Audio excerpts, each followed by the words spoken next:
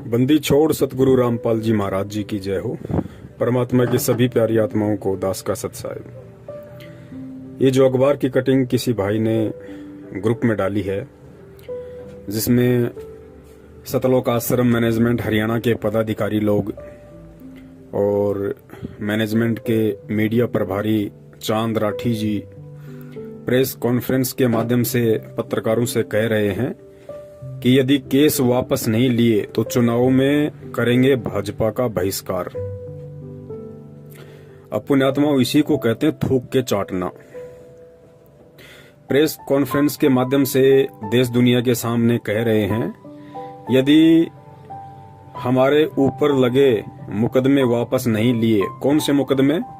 बरवाला कांड के समय सतलोक आश्रम मैनेजमेंट हरियाणा वालों के ऊपर हरियाणा की भाजपा सरकार ने जो मुकदमे लगाए थे, उसके विषय में ये सतलोक आश्रम मैनेजमेंट हरियाणा वाले, उनके मीडिया प्रभारी कह रहे हैं, यदि केस वापस नहीं लिए तो चुनाव में करेंगे भाजपा का बहिष्कार। अब ना ही तो भाजपा ने केस वापस लिए और उसके बावजूद भी इस सतलोक आश्रम मैनेजमेंट हरियाणा ने बहिष्कार तो छोड़िए, उल्टा उन्हीं का समर्थन कर दिया।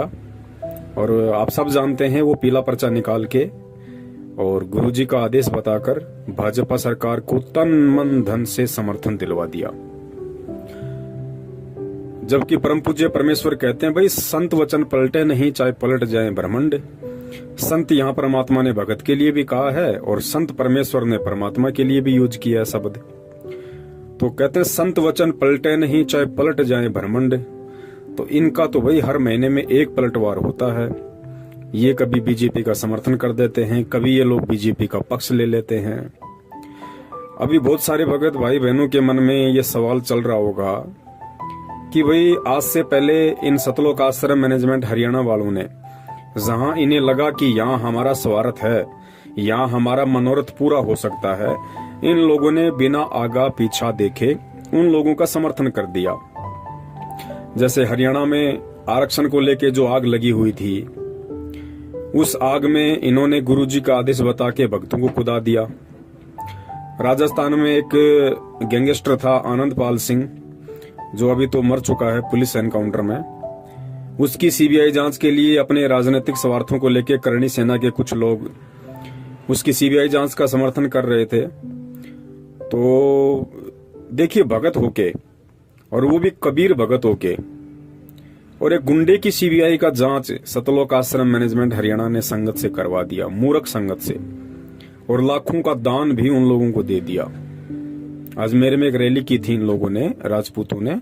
तो उस राजपूतों की सभा में जो एक गैंगस्टर के समर्थन में थी, और भगत होकर सतलोक आश्रम मैनेजमेंट हरियाणा ने हजारों की संख्या में भगत भाई बहनों को उस रैली में शामिल करवा दिया, नारे लगवाए, और सबके सामने वहां एक जोधपुर से कोई एलडी है, उसने 5 लाख रुपए का चेक भी दिया। उसके बाद और भी बहुत सारे धरने प्रदर्शन हुए, और सतलोक आश्रम मैनेजमेंट हरियाणा वालों ने उन सभी धरनों में बेचारी भोली संगत को गुरुजी का आदेश बता के शामिल करवाया। तो अब बहुत सारे भगत भाई बहनों के मन में ये शंका उठ रही होगी कि भाई अभी जो किसान आंदोलन चल रहा है, जो वर्ल्ड वाइड हो चुका है, विश्वव्यापी बन चुका है, हर देश की सरकारों की नजर इस किसान आंदोलन के ऊपर है कि सरकार झुकेगी या किसान हटेंगे। इतना बड़ा आंदोलन, और किसान बेचारे अपने हक की लड़ाई लड़ रहे हैं, कोई राजनीति नहीं इसके अंदर। उसके बावजूद भी इन कॉल एजेंट सतलोक आश्रम मैनेजमेंट हरियाणा वालों ने किसानों का समर्थन क्यों नहीं किया? इसके पीछे एक बहुत बड़ा रीजन है पुण्यात्मा। समझदार भगत भाई बहन समझ जाएंगे, और जिनकी बुद्धि में कचरा भरा हुआ है वो नहीं समझेंगे। देखिए, सबसे पहला रीजन तो ये है भाजपा सरकार के खिलाफ ना बोलने का इन लोगों के द्वारा। पहला रीजन तो ये है कि आपने देखा होगा, हाल ही कुछ दिनों पहले इन्होंने एक पीला पर्चा निकाला था, जिसमें बिहार और हरियाणा में जो चुनाव थे उन चुनाव में इन लोगों ने उस पीले पर्चे के माध्यम से संगत को यह आदेश दिया था कि गुरुजी का आदेश है, हमने बीजेपी का बिहार में और हरियाणा में जो चुनाव है तन मन धन से समर्थन करना है और अपने आसपास के यार मित्र रिश्तेदारों को भी कन्विंस करना है कि आप बीजेपी को वोट डालिए, क्योंकि बीजेपी की विचारधारा और संत रामपाल जी महाराज जी की विचारधारा मेल खाती है। ये देश दुनिया को आगे बढ़ाने की विचारधारा। ऐसा कह के इन्होंने बेचारी भोली संगत से वोट भी डलवाई और सपोर्ट भी करवाया। अब कोई भी आदमी है, आप देख लीजिए, आजकल तो दुनिया में अगर कोई वोट भी डालता है तो या तो वो पैसे लेता है या फिर उसको दारू का पौवा चाहिए 90% लोगों को, या जरूर उसका उस पार्टी से कोई राजनीतिक स्वार्थ होता है, वरना आजकल लोग वोट भी नहीं डालते। तो सबसे पहला रीजन तो ये था कि बीजेपी सरकार को मूर्ख बनाते हुए इस सतलोक आश्रम मैनेजमेंट हरियाणा ने यह कह के कि संत रामपाल जी महाराज जी के 3 करोड़ शिष्य हैं, जबकि ये गलत है। 15 लाख से ऊपर शिष्य संत रामपाल जी महाराज जी के वर्तमान में पूरे विश्व में नहीं है, 15 लाख से ऊपर नहीं है। तो ये तो झूठ के शहंशाह लोग हैं। इनको तो बीजेपी से मोटा पैसा चाहिए था करोड़ों में, और वे सरकारें तो देती है पैसा, उनको तो जीतने से मतलब है, वोट से मतलब है। तो बीजेपी सरकार ने इनको करोड़ों रुपया दिया ये सोच के कि संत रामपाल जी महाराज जी के जितने भी वोट हैं वो सब हमारे पाले में आ जाएंगे। तो पहला रीजन तो ये कि ये लोग कुछ ही महीने पहले बीजेपी सरकार से करोड़ों रुपया डकार चुके हैं एक एग्रीमेंट के तहत। तो अब ये बीजेपी का विरोध कर नहीं सकते, ये इनकी मजबूरी है। अगर करेंगे तो बीजेपी का डंडा तैयार है। दूसरा सबसे बड़ा रीजन ये है कि साल भर पहले, आप सब लोगों को पता है, सतलोक आश्रम मैनेजमेंट हरियाणा ने एक जज हैं देशराज चालिया, जिनका मुकदमा सतगुरुदेव जी का मुकदमा जिनके अंडर में था, विचाराधीन था।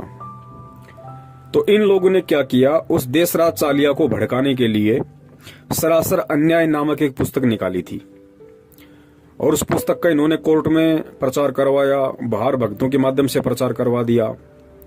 तो उस जज देशराज चालिया ने उस पुस्तक के ऊपर एक्शन ले लिया, और उस पुस्तक में जितने भी लोगों के नाम और पते लिखे हुए थे उन सभी के ऊपर उसने हाई कोर्ट में मुकदमा ठोक दिया। ये बात संगत को नहीं पता है ज्यादातर। तो जज देशराज चालिया जी ने सरासर अन्याय नामक पुस्तक के खिलाफ, उसमें जितने भी लोगों के नाम पते और एड्रेस दे, उन सभी के खिलाफ मुकदमा ठोक दिया। सभी लोगों को तारीख पे जाना पड़ा, और तारीख पे इन लोगों ने उस जज के पैर पकड़े, हाथ जोड़े, अपनी गलती मानी कि साहब हमने आपके खिलाफ गलत लिखा, ये हमारी गलती थी। इन्होंने समझौता कर लिया सरकार के साथ और जज देशराज चालिया के साथ, अपनी गलती मानते हुए कि हमने जो सरासर अन्याय पुस्तक लिखी है वो बिल्कुल गलत है, हमने नहीं लिखनी चाहिए थी, वो हमारी गलती है, हम आपके पैर पड़ते हैं, आप हमें माफ कीजिए। तो जज देशराज चालिया ने मुकदमा तो कैंसिल नहीं किया, वो तो पेंडिंग चल रहा है, लेकिन समझौता कर दिया कि ठीक है आगे से ऐसी गलती ना करना, लेकिन मुकदमा अभी की अभी वैसा का वैसा है। तो दूसरा सबसे बड़ा रीजन किसान आंदोलन को समर्थन ना करने का सतलोक आश्रम मैनेजमेंट हरियाणा का ये है, क्योंकि इनको अच्छे से पता है यदि हमने बीजेपी सरकार के खिलाफ, क्योंकि किसान आंदोलन सरकार के खिलाफ हो रहा है, तो इनको अच्छे से पता है कि यदि हमने किसान आंदोलन का समर्थन कर दिया तो वो मुकदमा अभी पेंडिंग है और सरकार उन सभी को वापस जेल में ठोक देगी। तो ये 2 बड़े रीजन हैं सतलोक आश्रम मैनेजमेंट हरियाणा के द्वारा किसान आंदोलन का समर्थन ना करने के पीछे। तो बाकी जो संगत है, दास उनसे निवेदन करेगा, भाई बहुत समय हो गया है अज्ञानता की नींद में सोते हुए। यारो कुंभकर्ण भी 6 महीने के बाद जाग जाया करता था, और अब तो 6 साल होने को चली हैं, अब तो जाग जाओ भगत होके। तुम्हारे क्या स्वार्थ हैं सतलोक आश्रम मैनेजमेंट हरियाणा के साथ?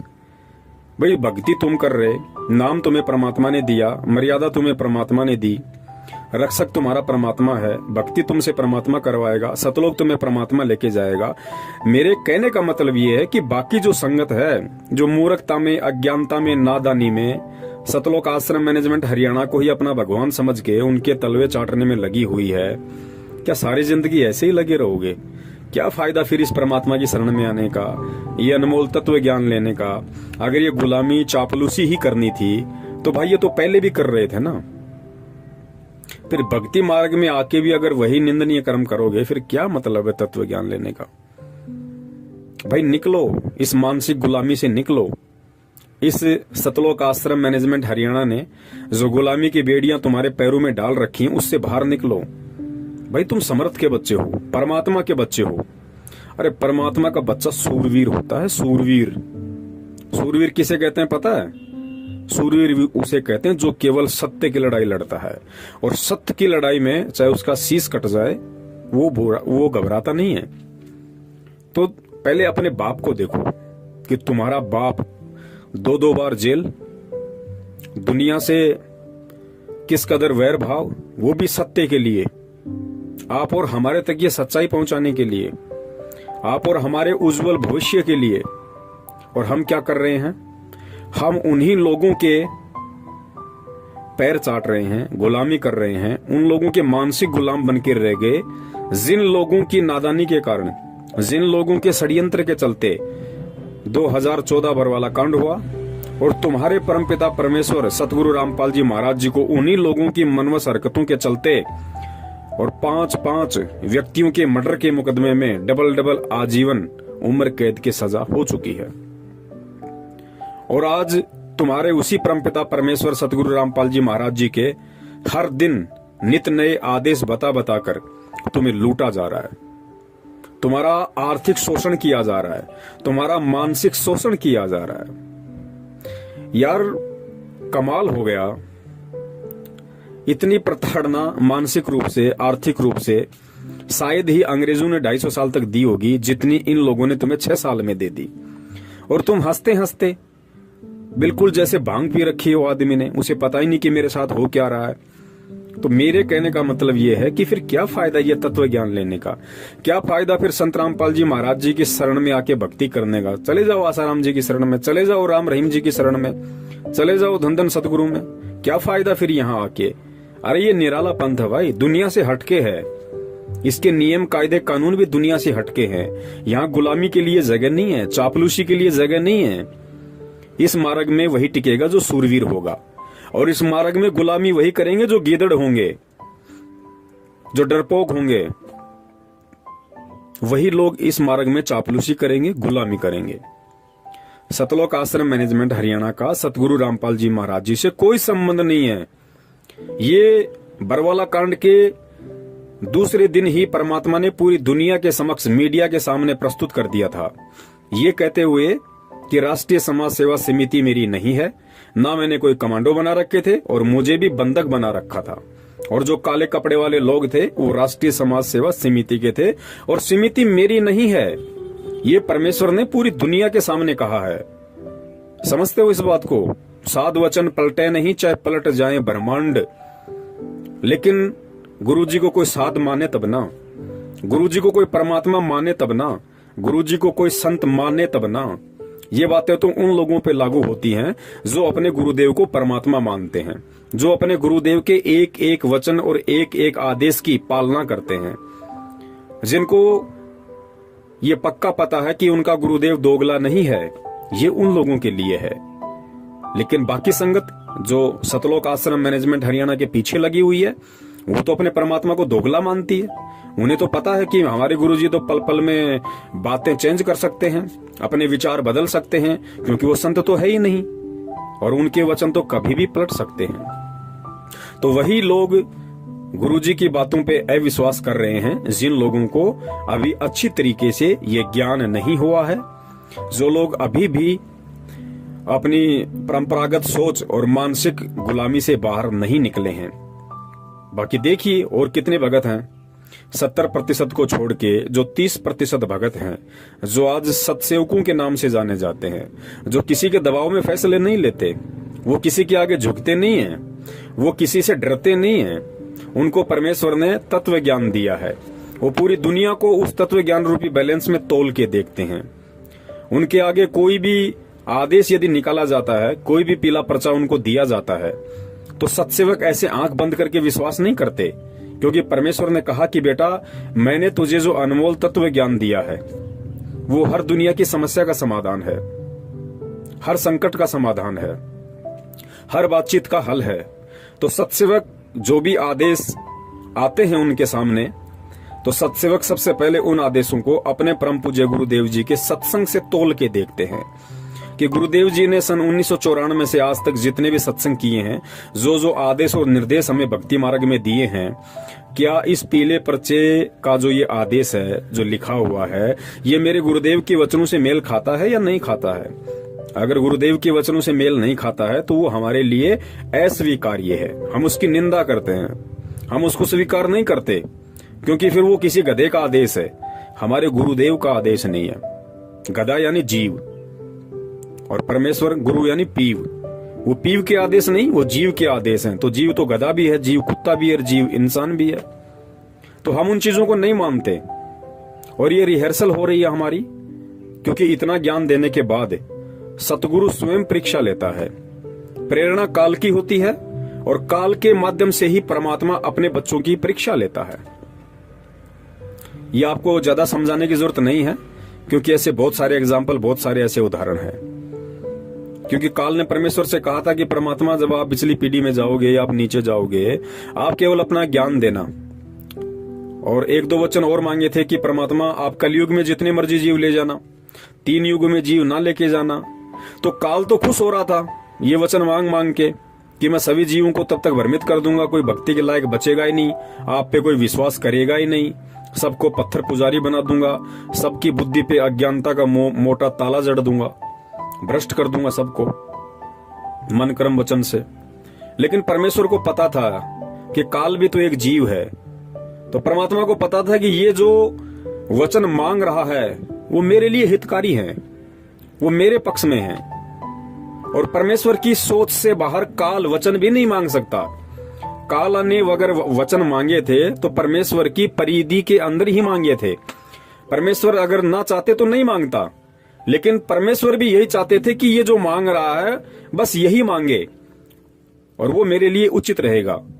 क्योंकि मालिक को पता था कि 3 युगों में, द्वापर, त्रेता, सतयुग में, इस जीव के पास में इसके पुण्य कर्म इतने रहेंगे कि इसको जरूरत ही नहीं पड़ेगी भक्ति और भगवान की। इसके ऊपर संकट आएगा ही नहीं, कोई दुख आएगा ही नहीं।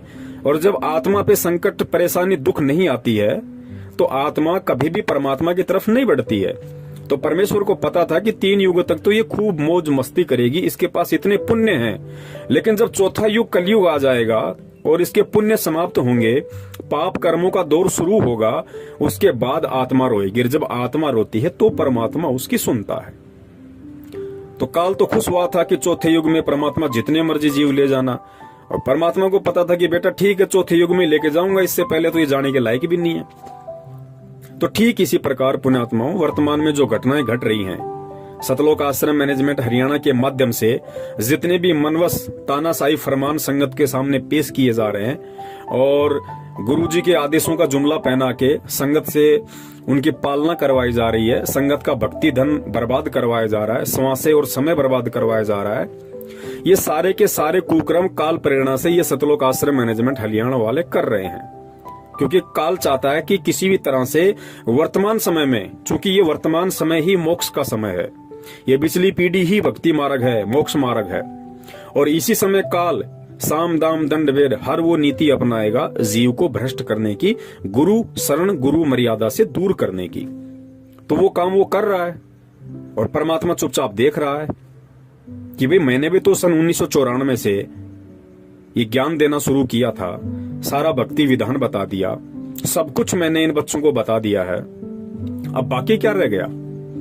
तो परमात्मा भी देख रहा है कि जो मेरा होगा, वास्तव में जो मेरा होगा, मेरा हंस होगा, मेरा भगत होगा, मेरा बच्चा होगा, वो तो मेरे ज्ञान को आधार बना के, और मेरी एक वाणी है कि कहे कबीर सोए जन मेरा, जो नीर खीर का करे निबेरा, कि जो मेरा हंस होगा, जो मेरा भगत होगा, वो गलत और सही इन दोनों को देख के, सोच के, समझ के, पढ़ के और निर्णय कर लेगा कि मुझे मेरे पिताजी ने क्या ज्ञान दिया है, मुझे मेरे पिताजी ने सामाजिक तौर पे और आध्यात्मिक तौर पे किस तरीके से चलने के लिए मुझे निर्देशित किया है।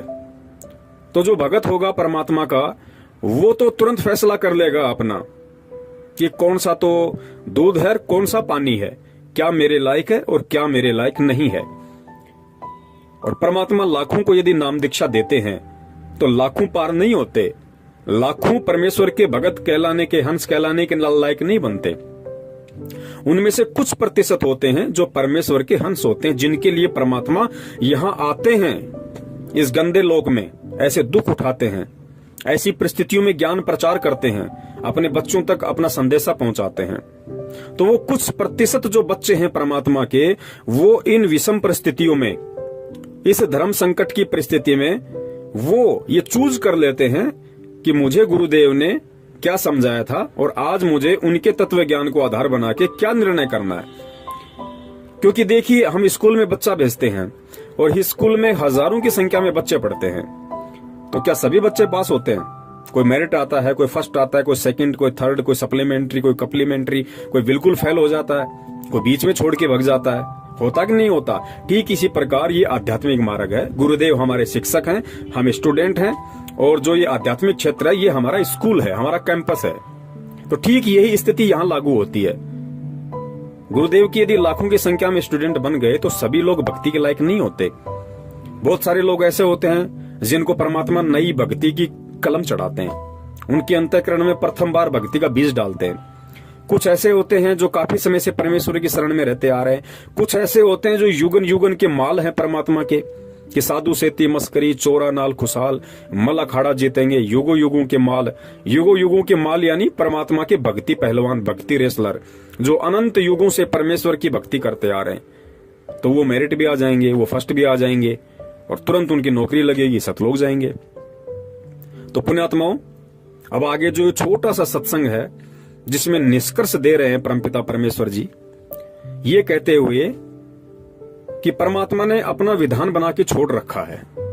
परमेश्वर ने अपना विधान बना के छोड़ रखा है। उदाहरण दिया परमात्मा ने कि जैसे मां के पेट में बच्चा उत्पन्न होता है, तो परमात्मा ने कोई फैक्ट्री नहीं लगा रखी अंदर कि वो फैक्ट्री बच्चा बना रही है। परमात्मा ने कहा कि मालिक ने आदेश दे दिया, परमेश्वर ने ये आदेश दिया कि ऐसा होगा, उसके बाद ऐसा होगा, फिर बच्चा बनेगा और इतने समय बाद वो मां के गर्भ से बाहर आएगा। तो परमेश्वर के आदेश से वो सारे काम हो रहे हैं। उसके बाद परमात्मा ने बीजदार फल बनाए, वृक्ष बनाए, अन्य बहुत सारी चीजें बनाई और परमात्मा ने एक आदेश पारित कर दिया। जैसा कि सत्संग में गुरुदेव कह रहे हैं कि जैसे त्योरू का बीज होता है, त्योरू जिसको तुर्रई भी बोलते हैं, जिसकी सब्जी बनती है। तो परमात्मा ने कहा कि देखो एक छोटा सा बीज वो जमीन में डाल दिया, जमीन में डालते फिर वो अंकुरित होता है, पौधा बनता है, आगे बढ़ता है, बेल लगती है, फल, उसके फूल लगते हैं, फिर उसके फल लगते हैं, फिर इतनी लंबी वो त्योरू लग जाती है उसके, लगभग 1.5-2 फुट की। तो परमेश्वर ने बताया कि परमात्मा उसके पास नहीं बैठा कि लो आज मैंने जमीन में डाल दिया, 2 दिन बाद ये अंकुर फूटेगा, फिर ऐसा होगा, फिर ऐसा होगा। नहीं, गुरुदेव ने बताया कि परमेश्वर ने एक विधान बना के छोड़ दिया कि ऐसा होगा, उसके बाद ऐसा होगा, फिर ऐसा होगा, फिर इसके फल लगेगा। तो परमेश्वर ने वो अपना विधान बना के छोड़ दिया। अब उस विधान के अकॉर्डिंग वो सारे काम होंगे। जो जैसा करेगा वैसा वो पाएगा। परमात्मा ये नहीं देखती कि ये अच्छा कर्म कर रहा है या ये भगत बुरा कर्म कर रहा है। परमात्मा नहीं देखेगा इस चीज को। परमात्मा ने तो एक विधान बना के छोड़ दिया कि मेरा विधान ये है, जो ऐसा करेगा वो ऐसा फल प्राप्त करेगा अंत में, और जो ऐसा करेगा वो ऐसा फल प्राप्त करेगा अंत में। और सारे लेखे जोखे के लिए परमात्मा ने इसी मानव शरीर के अंदर एक गुप्त यंत्र बना दिया जिसको चित्रगुप्त कहते हैं। एक ऐसा चिप लगा दिया सूक्ष्म रूप वाला जो दिखाई नहीं देता, जिसको चित्रगुप्त कहते हैं। चित्र यानी चित्र, जो भी घटना घट रही है चित्र, और गुप्त यानी गुप्त रूप से जो दिखाई ना दे। तो हम जो भी मन वचन कर्म से जो भी हम क्रिया करते हैं, गुरुदेव ने बताया कि रोजाना उसका एक फैक्स परमात्मा के दरबार में जाता है और तुम्हारा एक विधान बन रहा है कि तुम क्या कर रहे हो और क्या नहीं कर रहे हो।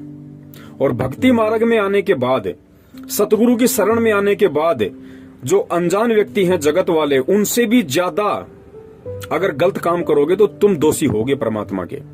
जिस प्रकार गुरुदेव ने बताया कि एक छोटा बच्चा होता है और छोटा बच्चा यदि लैट्रिन खा ले, गोबर खा ले, तो माता पिता उससे नाराज नहीं होते, माता पिता दुखी नहीं होते। माता पिता को पता है कि अब ये नादान है, नासमझ है, बालक बुद्धि है, तो परमात्मा माता पिता उसको दूर करते हैं वहां से तुरंत। कुछ नुकसान हो जाता है तो डॉक्टर को भी दिखाते हैं, उससे नाराज नहीं होते।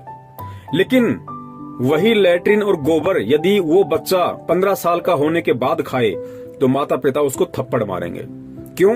क्योंकि माता पिता को पता है कि मूर्ख, जब तेरे को पता है कि ये लैट्रिन है, ये गोबर है, तू समझदार है, तू चल सकता है, बोल सकता है, तू समझ सकता है चीज को, तू चौथी क्लास में पढ़ रहा है, तू 5वीं में पढ़ रहा है, तूने लैट्रिन कैसे खाई, गोबर कैसे खाया तूने, तेरे अंदर अकल नहीं थी? तो माता पिता उसकी पिटाई करते हैं क्योंकि उसको मालूम था उन चीजों के विषय में, उसके बावजूद भी उसने गलती की तो वो सजा का हकदार हुआ। ठीक इसी प्रकार गुरुदेव ने बताया कि बेटा आध्यात्मिक मार्ग है। देखो, पहले हम जगत वाले थे, पहले हम भी अज्ञानी थे, तो हम कुछ भी कर रहे थे तो परमेश्वर ने हमें क्षमा किया, परमेश्वर ने हमें माफ किया और हमें अपनी शरण में लिया और ज्ञान दिया। और आज यदि ज्ञान लेके भी हम ये राजनीति करेंगे, कभी बीजेपी को वोट, कभी कांग्रेस को वोट, कभी कुछ करेंगे, कभी आरक्षणबाजी में शामिल होंगे। गुरुदेव ने बताया बेटो, कुपात्र को दान नहीं देना, दान लेने का अधिकारी केवल सुपात्र है और सुपात्र पूरी सृष्टि में केवल सतगुरु है। उसके बावजूद भी हम गुंडों की सीबीआई जांच के समर्थन में आएंगे, उनको 5-5 लाख रुपए का उनको पात्रों को चेक देंगे। जो धन लेने के अधिकारी केवल सतगुरु है। जाट आरक्षण में शामिल होंगे, उन हुक्का पाड़ों को, उन दारूबाजों को हम कभी 16 लाख का तो कभी 11 लाख का चेक देंगे जो भक्तों का दान था। तो परमात्मा का विधान कौन तोड़ रहा भाई? हम खुद इस विधान से परिचित होने के बाद भगत होकर हम परमेश्वर के विधान को तोड़ रहे हैं। तो परमेश्वर का आगे जो छोटा सा सत्संग है कि परमात्मा सिर में दर्द नहीं रखता, परमात्मा ने विधान बना के छोड़ दिया, जो जैसा करेगा वैसा अपना पाएगा। तो इस सत्संग को आप सुनिए और सत्संग को सुनने के बाद यदि इस संगत में कोई परमेश्वर की ज्ञानी आत्मा है जो विचार कर सकती है, मंथन करना जानती है, गुरुदेव के ज्ञान को आधार बना के जो आगे बढ़ रही है, जिसका मकसद केवल भक्ति करके सतलोक जाने का है, वो पुण्यात्माएं इस सारी वार्तालाप को मद्देनजर रखते हुए और सतगुरुदेव जी के इस 2 मिनट के सत्संग को, जिसमें परमात्मा ने विशेष तौर से कहा है कि परमेश्वर ने यहाँ हर चीज का एक विधान बना के छोड़ दिया और परमात्मा सिर में दर्द नहीं रखता। कोई ये सोचे कि गुरुजी जेल में बैठे बहुत दुखी हैं, बहुत परेशान है, नहीं भैया, परमात्मा दुखी ना परेशान। परमात्मा ने तो एक विधान बना के छोड़ दिया और उस विधान की सबसे बड़ी बात, हमें उस विधान की आके जानकारी दे दी। और जानकारी देने के बाद भी यदि हम आग में हाथ देंगे, हम यदि भगत होके ये राजनीति वाला लैट्रिन खाएंगे, कुपात्रों को दान देंगे, कोई भी हमें कह देगा ये गुरुजी का आदेश है, हम झट से उसकी पालना कर लेंगे बिना आगा पीछा देखे, बिना उसकी बातों को, उसके आदेशों को गुरुजी के ज्ञान से मैच किए, तो परमेश्वर ने कहा कि परमेश्वर सिर में दर्द नहीं रखता, फिर वो जैसा करेगा वैसा ही अपना भोगेगा। फिर ये ना कहना कि गुरुजी ने मेरे को कोई राहत क्यों नहीं दी, मैं भक्ति कर रहा हूँ, मैंने ज्योति करा दी, मैंने पाठ करा दिया, मैं 10 साल से गुरुजी का भगत हूँ, मुझे लाभ क्यों नहीं मिल रहा।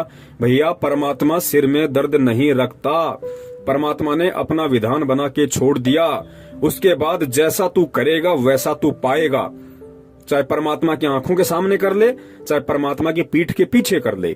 पीठ पीछे अच्छा करेगा तो परमात्मा अच्छा ही देगा, और आंखों के सामने यदि गलत करेगा तो तुझे तेरा गलत ही मिलेगा, परमात्मा तुझे मना नहीं करेगा। तो ये सत्संगों का सार है जो परमेश्वर ने इस 2 मिनट के ऑडियो में ये बात कह दी कि परमेश्वर ने अपना विधान बना के छोड़ दिया, परमात्मा सिर में दर्द नहीं रखता। तो इस चीज को वर्तमान में संगत ने सोचना चाहिए कि अगर जगत वाला कोई गलती करेगा तो परमात्मा उसको माफ कर सकते हैं, जैसे हमें माफ किया। लेकिन पुण्यात्माओं, आज हम भगत हैं, आज हम परमात्मा के विधान से, उनके तत्व ज्ञान से परिचित हैं। आज यदि हम ये गलतियां करेंगे तो पुण्यात्माओं माफी नहीं है, फिर वही मिलेगा जो हमारे संस्कार में है। अगर पैर टूटना है तो पैर टूटेगा, भले आप संत रामपाल जी महाराज जी के बेटे हो। अगर आपको कोई आर्थिक नुकसान होना है तो होगा, भले आप उनकी बेटी हो। अगर आपके प्रारब्ध में मौत है तो आएगी, भले आप उनकी सांसारिक तौर पे आप उनकी पत्नी हो। तो बाकी संगत ने थोड़ा आंख खोल के, कान खोल के ये विचार करना चाहिए कि भक्ति मार्ग में ये गुलामी नहीं चलती, चापलूसी नहीं चलती। भक्ति मार्ग में ना कोई गुरुजी का बेटा है, ना कोई बेटी है, ना पत्नी है, ना माँ है, ना बाप है, ना कोई रिश्तेदार है, ना कोई काका ताऊ चाचा भाई बंधु रिश्तेदार है। भक्ति मार्ग में यदि गुरु का कोई असली है, यदि गुरु का कोई रिश्तेदार है, यदि गुरु का कोई बेटा बेटी है, तो परमेश्वर ने साफ कर दिया कि मेरा बेटा बेटी वो है जो मर्यादा में रह के और परमात्मा के विधान के अंतर्गत चलते हुए सत भक्ति करता है। वो परमात्मा का असली बेटा बेटी है। अन्यथा ये जो आप सांसारिक तौर पे जो मंजू अंजू वीरेंद्र मनोज महेंद्र अमित अनारोमाई आप जो देख रहे हैं ना, ये गुरुजी के रिश्तेदार, ये कोई रिश्तेदार नहीं है गुरुजी के। अरे परमात्मा ने तो एक मानव शरीर में आके भूमिका करनी थी, उस भूमिका के तहत ये भी एक पात्र हैं, इससे ज्यादा कोई औकात नहीं इनकी। ये हमसे कोई बड़े नहीं है, ये कोई देवी देवता नहीं है, ये भी दो कौड़ी के जीव हैं जिन्हें हम गुरुजी का भाई बंधु बेटा बेटी रिश्तेदार समझते हैं। और ये तो संगत से भी गए गुजरे हैं, ये तो बाकी जो संगत है ये तो उससे भी गए गुजरे हैं। इनका तो कोई औचित्य नहीं अगर ज्ञान आधार से आप देखो तो पुण्यात्माओं विचार करो, संभलो। ये मौका गुरुदेव कहते हैं ना कि यो सौदा फिर ना ही रे संतो, यो सौदा फिर ना ही। समझ जाओगे तो फायदे में रहोगे, वरना एक बार ये शरीर छूट गया ना, उसके बाद फिर रोगे इस समय को। अनंत युगों तक, करोड़ों युगों तक ये समय नहीं आएगा। और ध्यान रखना, अगर समय आ गया फिर यही लाइन है, फिर यही सब कुछ कायदे कानून, फिर काल इसी तरीके से भ्रमित करेगा, फिर एक ऐसा मैनेजमेंट होगा, फिर ऐसा एक गुरुजी का भाई होगा, फिर ऐसे ही सत्सेवक होंगे जो तुम्हें जगाएंगे, और फिर तुम होंगे। और निर्भर करेगा उस समय तुम्हारे संस्कारों पे कि आज की तरह तुम जागोगे या नहीं जागोगे, या फिर ठोकर खाकर करोड़ों युग तक गधे कुत्ते सुअर बनते हुए फिर उस समय का इंतजार करोगे। तो मौका है, और गलतियां यदि आपने कर दी आज से पहले तो परमेश्वर से क्षमा याचना करो, और अगर नहीं हुई है तो बहुत अच्छी बात है, आगे विशेष ध्यान रखो। और सुनो ये परमेश्वर का छोटा सा सत्संग, जिसमें परमात्मा ने समझदार और ज्ञानी आत्मा के लिए बिल्कुल क्लियर कर दिया कि भैया मेरा कोई नहीं है, मेरा वो है जो मेरा है। और गुरु का मेरा कौन है, गुरु का अपना कौन है, जो गुरु की भक्ति को मर्यादा में रह के करता है। तो समझिए परमात्मा के विधान को, और पुण्यात्माओं बचो इन काल एजेंट सतलोक आश्रम मैनेजमेंट हरियाणा वालों से।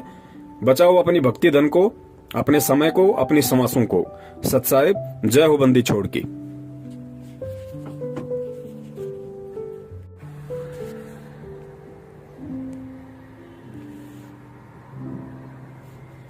और उसको भी कह दिया कि तूने भी इसके ऊपर आसक्ता व्यक्त की है, तू परमात्मा के दिल से उतर गए हो, और जाओ इसके साथ धक्के खाओ। तो इस ज्योति निरंजन ने फिर बहुत विनय करी कि मुझे यही रहने दे, बाहर ना निकाले जोगजीत, मेरी अर्ज कर दे परमात्मा से। जोगजीत ने कहा कि फाइनल फैसला है, जोगजीत रूप में परमात्मा ने कहा, और निकल जाए यहाँ से। 2 सेकंड लगा बस, इतने में इतना ही कहना था, ये 21 ब्रह्मांड विमान की तरह खिसक पड़े वहां से। पर जिसके एक वचन पर सारे ब्रह्मांड चल रहे हैं, कबीर परमात्मा के सतपुरुष के पूरे एक वचन से कि जाओ ऐसे ऐसे करो, ऐसे सब पदार्थों में गुण एक वचन से भर दिए, और वो अपनी क्रिया उस परमात्मा के वचन से कर रहे हैं। अब जैसे एक तोरी का बीज कैसा होता है, और उसको बीज देते हैं और उसमें क्या बन जाता है, फिर आगे क्या लगते हैं, क्या ये जादू नहीं? ये ब्रह्मांड ऐसे ही बनाए परमात्मा ने, उसके वचन से ये सब पदार्थ कार्य कर रहे हैं, उनमें गुण भर दिए परमात्मा ने कि ऐसे से ऐसे तुम ऐसा होगा, ऐसा ही हो रहा है। हमारा माँ के पेट में शरीर बनता है, एक पानी की बूंद तो है, अंदर फैक्ट्री लगा रखी है, उस मालिक का आदेश ऐसे होगा। अरे देखो क्या बने हैं, कैसे सुंदर, कितने कितने मोड़, कहाँ कहाँ इसमें हार्ड न्यारी, चाम अलग से, रक्त अलग से, सब मलमूत्र की कोथड़ी न्यारी न्यारी। कोई ये बना के दिखाओ साइंस वाले किसी मटेरियल से, ऐसे उस परमात्मा का ही मटेरियल है, उससे ये अनुसंधान कर लेते हैं। और भूल जाते हैं भगवान को। तो सब गुण उसी के दिए हुए हैं, उनका आदेश है ऐसे ऐसे होगा, इसके बाद ऐसे होगा, वो ही हो रहा है। अब परमात्मा ने सारा कुछ बनाकर सिर में दर्द नहीं रखा, विधान बना दिया, ऐसा करेगा उसको ऐसा होगा, ऐसा करेगा उसको ऐसा फल मिलेगा, इस बीज से ये होगा, इसमें ये गुण है, सभी पदार्थ बनाकर भेज दिए। और फिर विधान बना दिया कि ये मंत्र जाप करोगे तो इस तरह लाभ होगा, ये आपकी आपत्तियां टल जाएंगी। तो उस विधान से हम परिचित नहीं थे, जिस कारण से हम दुख पा रहे थे। अब वो विधान इस दास को बता दिया परमात्मा ने और सरियाम कर्ण का आदेश दे दिया।